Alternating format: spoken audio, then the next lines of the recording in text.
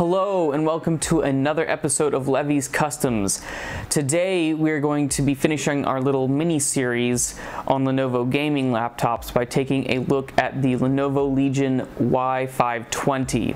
I'm not sure when, but for their gaming laptops, Lenovo only recently started doing Legion for their brand, whereas before it was IdeaPad for their branding, kind of lumped it in all with the other ones. I'm cool with that though. Legion sounds cool, to me anyways, and it helps separate their brands, you know, from the consumer to gaming performance. Now, unlike other Lenovo gaming laptops we've looked at, I bought this one for myself about a year and a half ago from this recording. I wanted something I could take to my friend's house without having to tear down my desktop computer, haul everything to their house, and then set everything back up again, and then to have to do it all over again when I leave.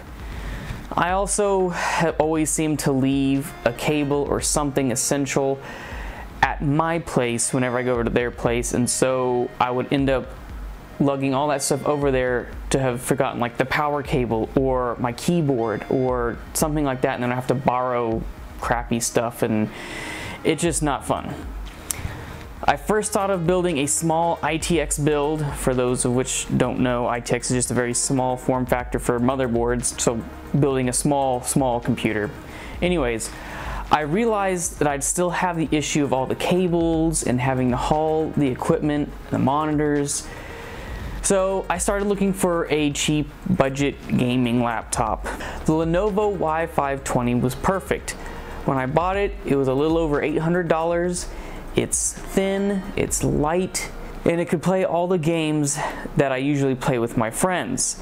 Granted, with the settings turned down a little bit because it's not as good as my desktop. And with this, I didn't have to worry about hauling a monitor or anything like that, a bunch of cables, you know, just power and then the laptop and then a mouse pretty much. It comes with an Intel Core i5 7300HQ, which has 4 cores and 4 threads, so no hyper-threading. It has a 2.5 gigahertz base clock and a single core boost clock of 3.5 gigahertz. It also has an NVIDIA GTX 1050 Ti with 4 gigabytes of VRAM, 8 gigabytes of RAM, a 256 gigabyte NVMe SSD, and a 15.6 inch 1080p 60 hertz monitor. Not the most powerful specs in the world, but for what I was needing, it was perfect. Plus, I added a 500 gigabyte SATA SSD for games and stuff like that. Let's go ahead and look at some benchmarks at 1080p. Now, please note the footage may seem a little stuttery at times, but that's only because I tried to bump up the settings in my recording software to try to get some higher quality video, but it didn't get where I wanted it to be, so I had to, afterwards I turned down. So hopefully the next video won't be as bad. With CSGO on medium settings, we got an average of 107.2 frames per second and a 1% of 63.4 frames per second. It ran very well and I never noticed any stutters. With Fortnite on medium settings, we got an average of 62.4 frames per second and a 1% low of 10.2 frames per second. I did notice some random dips in frame rate every once in a while, but for the most part, Fortnite ran smooth, if not always at 60 plus frames per second. Next, with GTA 5 on the lowest settings, we hit an average of 62.9 frames per second and a 1% low of 53 frames per second. This game ran much smoother than I expected. It did drop some into the high 40s, mainly in the city areas, but it was smooth the whole time. Now with League of Legends on the medium preset, we got an average of 99.2 frames per second and a 1% low of 72.7 frames per second. This result is a bit odd to me. With the last laptop we tested using the high preset on this game along with the same resolution, but the results are about the same. Not sure if it's a driver thing or that the game's graphics might have been updated within the last 6 months or so. I'm not sure, but that's how it is.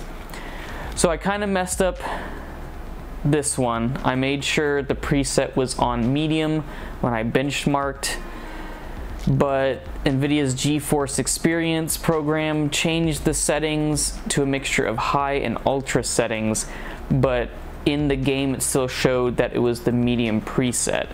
So I didn't realize that until afterwards.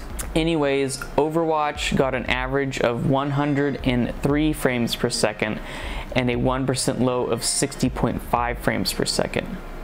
Rainbow Six Siege on medium settings landed us an average of 90.7 frames per second and a 1% low of 65.7 frames per second. This is the game that I mainly played on this laptop, and it runs very well, very smooth.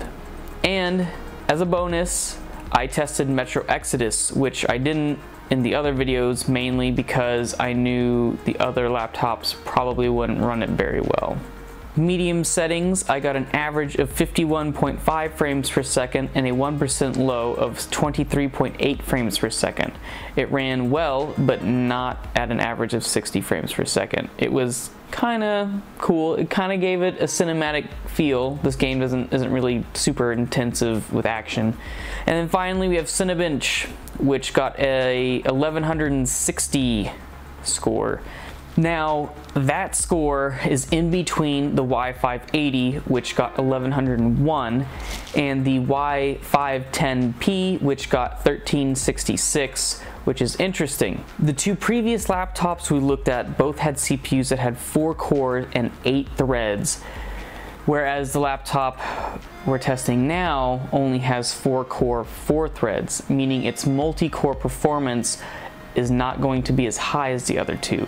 But we also have to take into account that the CPU in this laptop is 3 generations newer than the Y510P, which has a 4th generation Core i7.